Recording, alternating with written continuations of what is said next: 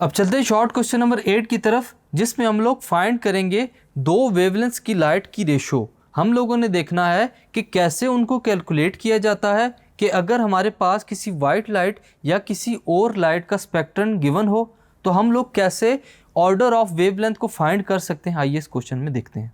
White light के अंदर students spectrum जो प्रोड्यूस किया जाता है वो डायफ्रैक्शन ग्रेटिंग की मदद से होगा। जो थर्ड ऑर्डर इमेज बनती है हमारे पास जो किसी वेवलेंथ की होती है वो कोइंसाइड करेगी फोर्थ ऑर्डर इमेज के साथ of second wavelength.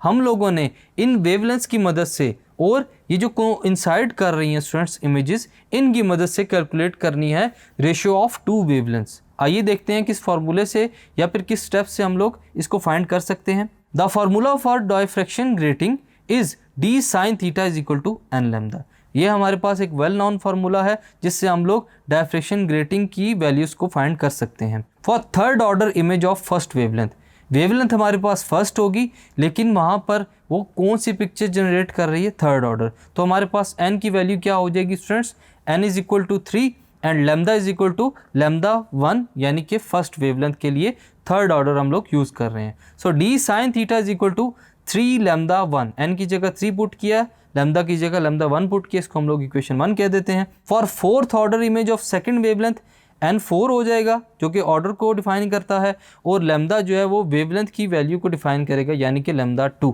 So d sin theta is equal to 4 lambda 2, ये हमारे पास सेकेंड इक्वेशन हो जाएगी।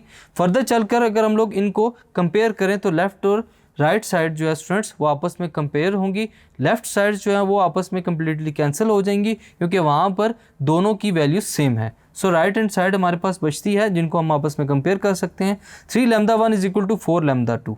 यहाँ पर हमारे पास ऑर्डर ऑफ वेवलेंथ्स आ जाते हैं। सिर्फ हम लोग अगर रेशो निकालना चाहें तो लैम्डा 1 को डिवाइड करते हैं लैम्डा 2 के साथ और 3 को डिवाइड करेंगे 4 के साथ, which gives the value of 1.33। हमारे पास चूंकि रेशो है इस वजह से रेशो की जो यूनिट है स्टूडेंट्स वो नहीं लिखी जाती। सो अगर यहाँ पर अगर हम लोग रेशो को देखते हैं स्टूडेंट्स तो क्या है, lambda 1 ratio lambda 2 is equal to 4 ratio 3 which gives 1.33 ratio 1। So students इस न्यूमेरिकल प्रॉब्लम के अंदर हम लोगों ने डायफ्रैक्शन ग्रेटिंग के फार्मूले से जो गिवन रेशो थी वेवलेंथ्स की उसको फाइंड किया। Thank you.